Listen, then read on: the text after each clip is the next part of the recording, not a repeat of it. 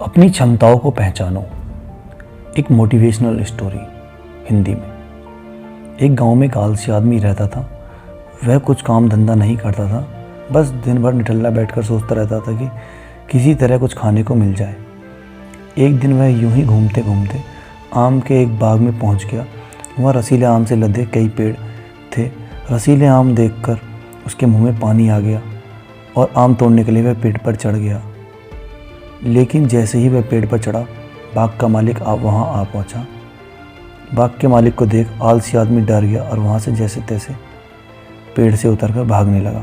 भागते भागते वह गांव के बाहर स्थित जंगल में जा पहुँचा। वह बुरी तरह से थक गया था, इसलिए एक पेड़ के नीचे बैठकर सुस्ताने लगा। तभी उसकी नज़र एक लोमड़ी पर पड़ी। उस लोमड़ी की एक टांग टूटी हुई थी और वह लंगड़ा कर चल रही थी।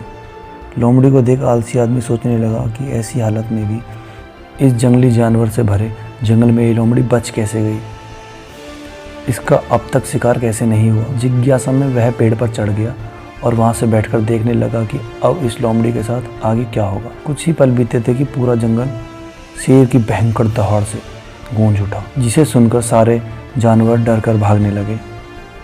लेकिन लोमड़ी अपनी टूटी टांग के साथ भाग नहीं सकती थी, वह वहीं खड़ी रही। शेर लोमड़ी के पास आने लगा। आलसी आदमी ने सोचा कि अब शेर लोमड़ी को मारकर खा जाएगा, लेकिन आगे जो हुआ वह कुछ अजीब ही था। शेर लोमड़ी के पास पहुंचकर खड़ा हो गया।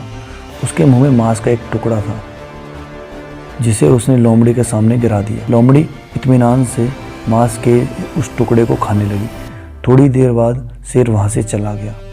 यह घटना देख आलसी आदमी सोचने लगा कि भगवान सच में सर्वसर्वा है। उसने धरती के समस्त प्राणियों के लिए, चाहे वह जानवर हो या इंसान हो, खाने पीने का प्रबंध कर रखा है। वह अपने घर लौट आया। घर आकर वह 2-3 दिन तक बिस्तर पर लेटा प्रतीक्षा करने लगा कि जैसे भगवान ने शेर के द्वारा लोमड़ी के लिए भोजन भिजवाया था, वैसे ही उसके लिए भी कोई ना कोई खाने पीने का सामान ले आएगा। लेकिन ऐसा कुछ नहीं हुआ। भूख से उसकी हालत ख़राब होने लगी। आखिरकार उसे घर से बाहर निकलना ही पड़ा। घर के बाहर उसे एक पेड़ के नीचे बैठे हुए बाबा दिखाई पड़े। वह उनके पास गया और जंगल का सारा वृत्तांत सुनाते हुए बोला, बाबा जी, भगवान मेरे साथ ऐसा क्यों कर रहे हैं? उनके पास जानवरों के लिए भोजन का प्रबंध है, लेकिन इंसानों के लिए नहीं। बाबा ने उत्तर दिया, बेटा ऐसी बात नहीं है। भगवान के पास सारे प्रबंध हैं, दूसरों की तरह तुम्हारे लिए भी हैं।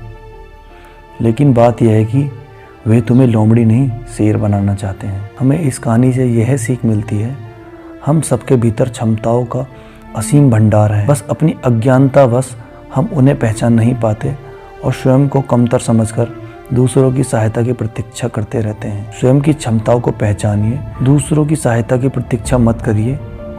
इतने सक्षम बनिए कि आप दूसरों की सहायता कर सकें। कहानी अच्छी लगी हो तो अपनों दोस्तों के साथ शेयर ज़रूर करना।